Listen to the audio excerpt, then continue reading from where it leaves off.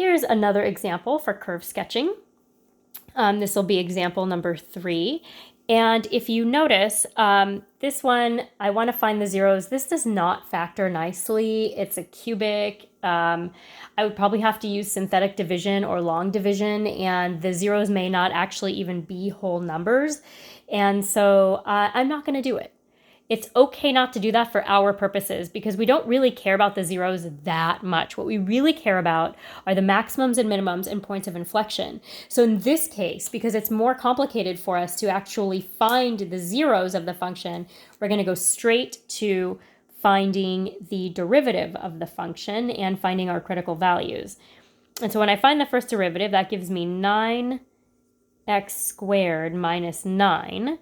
That's the first derivative, and I'm going to set it equal to 0. If I move that 9 over, I get 9x squared equals 9.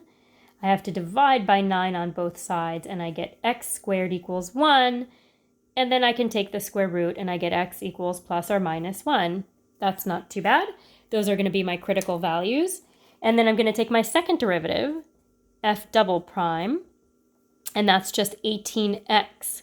And when I set that equal to 0, I just get x equals 0, because if I divide 0 by 18, it's just going to be 0. So this time we have 3 numbers we're testing, which means we're going to really have about 4 intervals, because however many numbers you have one more interval than that. So we're going to have 4 intervals and 3 numbers. And I'm going to set it up same way I have before. I've got my point or interval, and then I've got my original function, first derivative, second derivative, and conclusion. On a test, because we're going to be taking the tests online, most likely I will just give you a table and ask you to draw conclusions. You probably won't have to go through every single one of these steps. Now, this is going to be -1 is our smallest number, so we go from negative infinity to -1, and then evaluate at x equals -1. We're going to go from -1 to 0 and evaluate at x equals 0. From 0 to 1, what's going on at x equals 1, and from 1 to infinity. And these are going to be our test things. And if you notice, that's 1, 2, 3, 4 intervals that we're testing and 3 points. And looks like I didn't even give myself space to write what f is. Whoops. I'll have to squeeze that in. So if I look at what's going on for any number less than -1, let's say I plug in a -2. If I plug -2 here, that's always going to be squared. It's 9 times 4 minus 9. It's going to be positive. If I plug a negative number here, I'm going to get a negative. Anything negative is going to make that 18x negative. If I actually plug in -1 to the original function, I get -3 plus 9, which is 6, or yeah, 6. Oh wait, I forgot my plus 1. -3 plus 9 is 6 plus 1 is 7, so I get 7. And if I plug -1 into the first derivative, I actually get 0, which makes sense because it's my critical number. And if I plug it into the second derivative, I get -18x, which is negative. Between -1 and 0, it's going to be a fraction. Those are our least favorite things. If I plug a number in here, any sort of fraction, the bigger the denominator, the smaller the actual fraction, which means that if I plug a fraction in here that's less than 1, this is going to become negative. And this is still negative, because it's still negative. Poor thing. If I plugged in 0 for the original function, I'd get a 1. If I plug in 0 here, I get a -9, which is negative. And if I plug in 0 here, I get 0. And that makes sense because it's what made the second derivative 0. So it makes sense that that's a 0.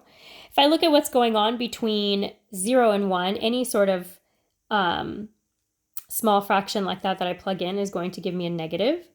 But my second derivative is now going to be positive. And it makes sense that on either side of these zeros, the signs change. And each side of the zeros, the sign changes. If I plug a 1 into the original function, I get 3 minus 9, which is -6, plus 1 is -5. If I plug -1 in here, I get 0. And if I plug, 1, I get 0. And if I plug 1 in here, I get a positive.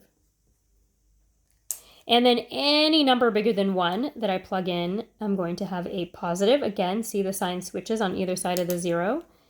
And this is still a positive. Now I have to draw some conclusions. Looks like I'm increasing and concave down. Increasing and concave down looks like the first half of a downwards facing parabola. Looks like that.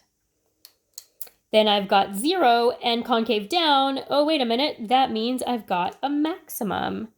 This is a relative maximum, and it's at -1, 7. Then I've got decreasing and concave down. Basically looks like the second half of this downwards parabola, decreasing, concave down. Then I've got a negative and a 0. This means it's decreasing, and I've got an inflection point at 0, 1. That's an inflection point. Now I'm decreasing still, but now I'm concave up, which makes sense because we just had an inflection point. So we're switching from concave down to concave up. And if I'm decreasing concave up, I actually look like this. Here's another 0, concave up. That gives us a minimum because I'm at the bottom of that parabola. Minimum, relative minimum at 1, -5. And then the last thing looks like I'm increasing and concave up, which looks like the second half of that parabola, concave up. And so now I'm going to draw my graph.